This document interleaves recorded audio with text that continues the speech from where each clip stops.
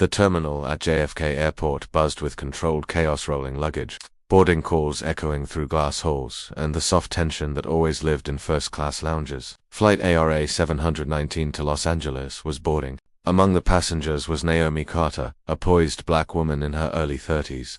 She wore a tailored cream blazer, no visible jewelry except a thin gold watch, and carried a single leather briefcase.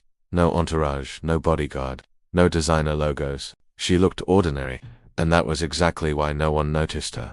Naomi scanned her boarding pass and stepped onto the jet bridge, unaware that within the next hour her name would be whispered across aviation headlines nationwide. She took her seat -1A. First class. Window.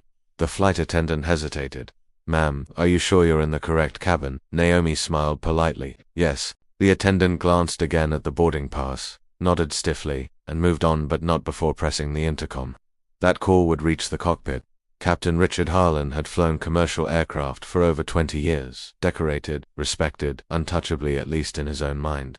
When the flight attendant whispered, "There's a passenger in 1A who might be misplaced," he didn't ask questions. He assumed.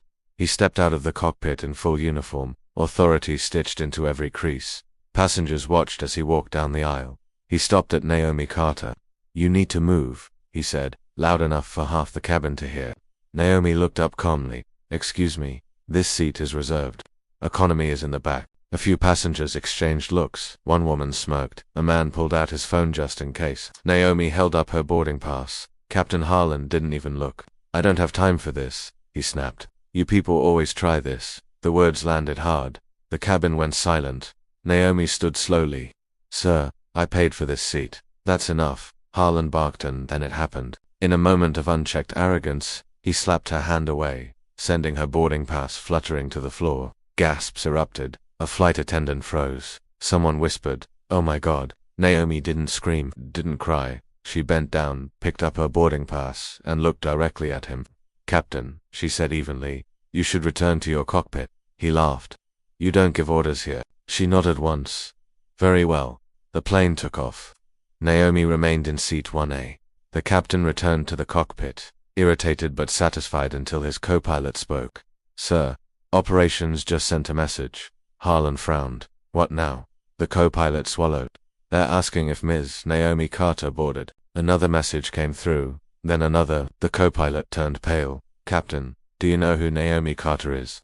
Before he could answer, the intercom chimed. "Captain Harlan," came a voice from headquarters, tight and urgent. "Please confirm the status of our chairwoman." The word echoed. Chairwoman. Harlan's blood drained from his face. Naomi Carter wasn't just a passenger. She was the majority shareholder and acting owner of Aurora National Airways, the very airline Harlan flew for. She had inherited part of the company from her late father, a former aerospace engineer who had quietly built the airline from the ground up. When corruption surfaced months earlier, Naomi stepped in, not publicly, but strategically. She traveled alone, observed quietly, tested systems from the inside. This flight was one of them, and Captain Richard Harlan had just failed spectacularly. At cruising altitude, the intercom clicked on, but it wasn't the captain's voice. It was Naomi's. "Ladies and gentlemen," she said calmly, "my name is Naomi Carter. I apologize for the interruption." Passengers leaned forward. "I want to thank you for choosing Aurora National Airways. Your safety and dignity are our highest priorities." A pause. "Unfortunately, today, one of our crew members violated those principles." Murmurs spread like wildfire. Naomi continued,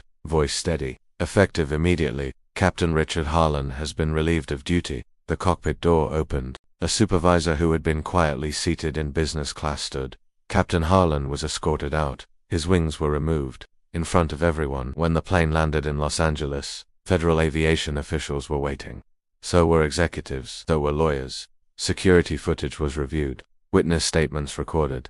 Within 48 hours, Captain Harlan was terminated. His license was suspended. A civil lawsuit was filed. The airline issued a public apology. Mandatory bias and conduct reforms were announced. Naomi Carter held a press conference, but not for revenge. "For accountability," she said. A reporter asked, "Ms. Carter, why didn't you reveal who you were immediately?" Naomi answered, "Because respect shouldn't depend on status." That quote trended worldwide.